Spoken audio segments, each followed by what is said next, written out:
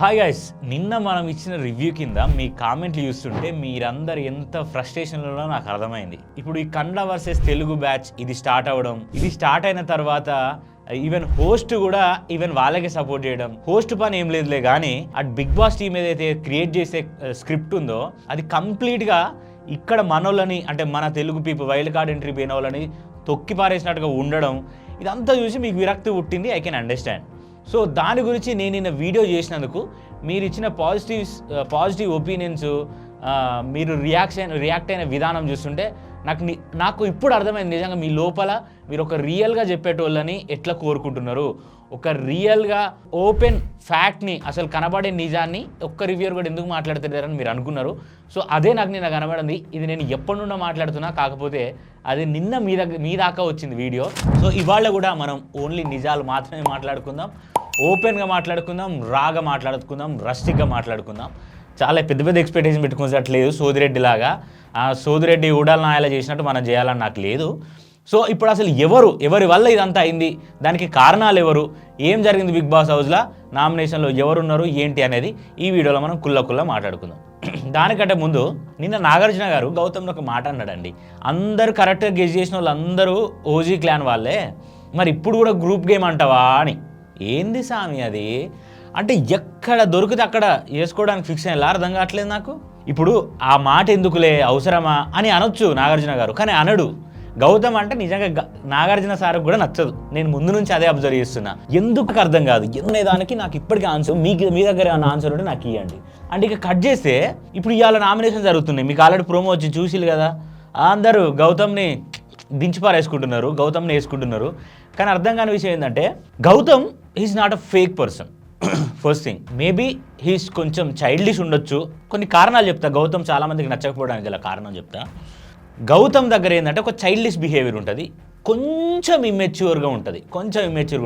మనం సీజన్ 7లో చూసుకుంటే, ఇప్పుడు సీజన్ 8లో చూసుకుంటే కొంచెం మెచ్యూరిటీ లెవెల్ పెరిగింది. కాకపోతే మనోడు మాట్లాడే విధానం అవ్వచ్చు, కొంచెం మనోడు ఈ అశ్వత్థామ అనడం, ఇవన్నీ కొంచెం జోకర్గా పోర్ట్రే అయ్యిండు. సో అట్లా జోకర్గా పోర్ట్రే అయ్యేసరికి చాలామంది ఆయనను అట్లనే చూస్తున్నారు. సో ఇలాంటి కొన్ని పాయింట్స్ ఏవైతే ఉన్నాయో ఆ పాయింట్స్ వల్ల మనోడు కొంచెం ఏంది, ఎందుకు చిన్నపిల్లలాగా చేస్తాడు అని చెప్పేసి చాలామంది జనాలకు గౌతమ్ నచ్చడు. అండ్ మిగతా కంటెస్టెంట్లు ఎందుకు నచ్చుతారు అని అంటే, సి గైస్, నిఖిల్ దగ్గర కూడా there is no another flaws, వేరే ఫ్లాస్ ఏం లేవు. టాస్కులు పెడితే గెలవడానికి వచ్చిన వాళ్ళలాగా ఆడతాడు నిఖిల్. పృథ్వీ అయినా టాస్కులలో బాగా ఆడతాడు. కానీ వీళ్ళ గ్రూపిజం దగ్గర, వీళ్ళ సేఫ్ ప్లే దగ్గర, వీళ్ళ ఫ్లిప్డ్ మైండ్ సెట్ దగ్గర వాళ్ళు ఏంటి అనేది, వాళ్ళ పర్సనాలిటీ ఏంటి అనేది అంచెలంచెలుగా బయటపడుకుంటూ వచ్చింది. నేను మొన్నటి వరకు కూడా నేను న్యూట్రల్గానే ఉన్నా, ఇప్పుడు న్యూట్రల్గానే ఉంటున్నా. Why I'm focusing on Gautam and why I'm focusing on Nabeel, Nikhil, Vishnupriya, Prithvi and Rohini, Avinash, ఎందుకు ఇట్లా నేను వాళ్ళ మీద ఫోకస్ చేయాల్సి వస్తుంది అని అంటే ఓన్లీ బికాస్ ఆఫ్ వాళ్ళ ఏదైతే two shaded and flipped mind and safe game ఏదైతే ఉందో దానివల్లనే I'm just focusing on them. So వీళ్ళ గురించి మీరు ఒపీనియన్ చెప్పండి. ఎవరు పర్ఫెక్ట్ ఇలా? నిఖిలా, గౌతమా, నబీలా, లేకపోతే పృథ్వీయా, విష్ణుప్రియానా, రోహిణియా, అవినాషా, ఎవరు కరెక్ట్ చెప్పండి, మీరే కామెంట్ చేసి చెప్పండి. అండ్ ఇంకొక విషయం ఏంటంటే, యష్మి వెళ్ళిపోయిందండి. యష్మి ఎలిమినేట్ అయ్యి వెళ్ళిపోవడం అంతా బాగానే ఉంది, కానీ వెళ్ళిపోతూ ఏదో పెద్ద బిగ్ బాంబ్ వేసి అది చేసిందని నిన్న బాగా మనకి ప్రోమోలో చూపించి, బిగ్ బాంబ్ ఏమున్నది దాంట్లో? ఇద్దరు ఉన్నారు, నీ ముందు నిఖిల్ ఉన్నాడు, గౌతమ్ ఉన్నాడు. ఆబ్వియస్గా నువ్వు నిఖిల్ని పెట్టి సైడ్, అంటే నిఖిల్ని సేవ్ చేసి గౌతమ్కి కదా ఇచ్చావు. అదే జరుగుతుంది. అండ్ ఫ్రెండ్స్ అండ్ ఎనిమీస్ అని చెప్పి ఎనిమీస్లో కొంతమందిని, ఫ్రెండ్స్లో కొంతమందిని పెట్టడం బాగానే ఉంది. అక్కడ కూడా మీ గ్రూప్ వాళ్ళనే పెట్టినావు కదా అక్క యష్మి. ఎవరెవరు పెట్టింది? నిఖిల్ని పెట్టింది, పృథ్వీని పెట్టింది, ప్రేరణని పెట్టింది, విష్ణుప్రియని పెట్టింది. మీరు కలిసే కదా గేమ్ ఆడింది బిగ్ బాస్ హౌస్లో. ఆ కలిసి గేమ్ ఆడలోనే మళ్ళీ తీసుకొచ్చి దాంట్లో పెట్టినావు. దాంట్లో పెద్దగా ఏమున్నది? నువ్వేమో పెద్ద ఆడ చేసింది ఏమన్నా? సో అట్లా అంటే వీళ్ళు పోయేటప్పుడు గ్రూప్ గేమే, ఉన్నప్పుడు గ్రూప్ గేమే. అయినా జనాలకు అర్థం కావట్లేదు, నాకు అదొక్కటి అర్థం కావట్లేదు. అయినా కూడా జనాలకి, అరే వీళ్ళు గ్రూప్ గేమ్ ఆడుతున్నారా, సేఫ్ గేమ్ ఆడుతున్నారా అని కొంచెం అని వెలగట్లేదా బల్బు? అది ఎందుకు వెలగట్లేదో నాకు ఇప్పటి వరకు అర్థం కావట్లే. మీరు ఎవరికి ఓటేస్తున్నారు, ఏమవుతుందో నాకు అర్థం కావట్లేదు. ఓకే, సో డైరెక్ట్ నామినేషన్ కాదు, ఒక ఓటు పడింది మనోడికి. ఎవరిది? యష్ మీద ఒక ఓటు పడింది. నెక్స్ట్ ఏమవుతుంది? నబీల్ది మనకు ప్రోమోలో నబీల్ గౌతమ్ని నామినేట్ చేసినట్టు మనకు కనబడ్డది. జెన్యున్గా లేవు అనేది పాయింట్, ఫైర్ లేదు అనేది పాయింట్. బేసిక్ థింగ్ ఏంటంటే మీ అందరికి అనొచ్చు, అరే నబీల్ ఎందుకు ఇట్లా చేస్తున్నాడు అని చెప్పేసి.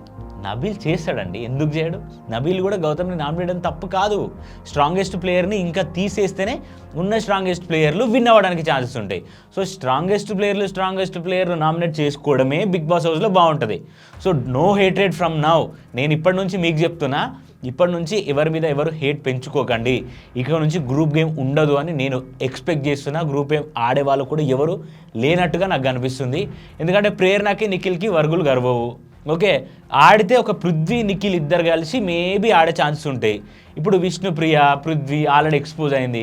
అండ్ ఇంకొక విషయం మీకు చెప్పాలి, ఇవాళ నామినేషన్లో అందరూ విష్ణుప్రియ నామినేషన్లు చాలా దారుణంగా నామినేట్ చేసిళ్ళు. ఏంది తిప్పి జావెలిన్ త్రోలా ఇసిరేసినట్టు ఆమెను అంత దారుణంగా అందరు నామినేట్ చేసిళ్ళు.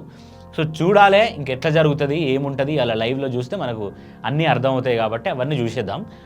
ఇట్లా జరుగుతుంది. నేను ఓవరాల్గా ఏం మాట్లాడతాం, నేను సండే ఎపిసోడ్ గురించి మాట్లాడు అని అన్నారు అనుకో, ఏం మాట్లాడాలి? సోది తప్ప ఏం లేదు. అండ్ ఇంకొక విషయం, నేను ఇక్కడ సోదిరెడ్డిని వేసుకోవాలి. సోదిరెడ్డి మొత్తం థంబ్నెయిల్స్ అన్నీ మార్చి చేసినావు. థంబ్నెయిల్స్ అన్నీ మార్చి పోయిన వారం అంతా ఒకరిని సేవ్ చేసి, పోయిన వారం అంతా ఒకరికి కొమ్ము కాసి, పోయిన వారం అంతా ఒకరిని సేవ్ చేయడానికి, ఓట్లు పడడానికి వాళ్ళ దగ్గర డబ్బులు తీసుకొని వాళ్ళను హైప్ చేసి హైలైట్ చేసి మిగతా వాళ్ళని బ్యాడ్ చేసి మళ్ళీ ఇప్పుడు ప్లేట్ మార్చినావు, మళ్ళీ ఇప్పుడు న్యూట్రల్ అయిపోయినావు. కన్నడ తెలుగు బ్యాచ్ తెచ్చిన సోదిగాడివి నువ్వు, ఉడాలు నువ్వు, అలాంటి అన్నీ చేసింది నువ్వు. మళ్ళీ ఈ రోజున వచ్చిన పెద్ద మనిషిలాగా ఈ రోజున ఏదో పెద్ద సాధించినట్టు, ఏదో బాగుపరిచినట్టు, ఏదో న్యూట్రల్గా మాట్లాడినట్టు, అసలు డబ్బులే తీసుకోనన్నట్టు. ఎందుకు ఈ సోది మాకు? నీలాంటి రివ్యూర్ ఉండడం వల్లనే అన్యాయం జరుగుతుంది. అన్యాయం అంటే అన్యాయం జరుగుతుంది. అంటే మన తెలుగులో అవినాష్ కావచ్చు, రోహిణి కావచ్చు, అటు పోతే విష్ణుప్రియ అవ్వచ్చు, ఇటు పోతే గౌతమ్ అవ్వచ్చు, నబీల్ అవ్వచ్చు, వీళ్ళు కప్పు కొట్టుకునే అంత అర్హత లేదా వాళ్ళకి? వాళ్ళ దగ్గర అంత సత్తా లేదా? ఎందుకు నువ్వు ఓన్లీ ఇప్పుడు కన్నడ బ్యాచ్ అని క్రియేట్ చేసిన ఆ బ్యాచ్ని మాత్రమే నువ్వు సపోర్ట్ చేసి వీళ్ళందరినీ బ్యాడ్ చేసి బిగ్ బాస్ అదే చేస్తారు, నాగార్జున గారు అదే చేస్తారు, నువ్వు అదే చేస్తావు. రీచ్ ఉన్నదని నువ్వు ఆగవు. ఇక నువ్వు పైసలు వస్తున్నాయి కదా, మనకు డబ్బులు వస్తే చాలు, మనం ఎవరినైనా బ్యాడ్ చేయొచ్చు. మనం చెప్పిందంటే మన ఇట్లా బ్రాడ్కాస్ట్ ఛానల్ ఇది పెట్టిందంటే వచ్చి చూస్తారు, రియాక్షన్లు ఇస్తారు. మన వీడియో పెట్టగానే 1,00,000 మంది చూస్తారు.